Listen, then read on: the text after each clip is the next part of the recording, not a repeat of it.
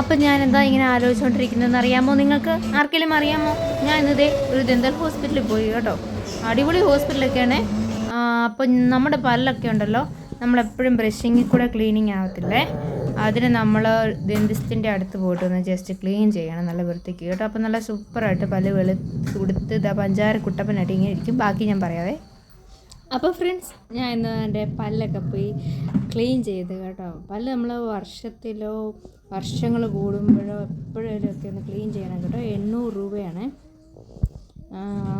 65 തൊട്ടാണ് സ്റ്റാർട്ടിങ്, അല്ലെങ്കിൽ 800 രൂപ ഒക്കെ ഓരോരുത്തരുടെ റേറ്റ് അനുസരിച്ചൊക്കെ മാറും കേട്ടോ.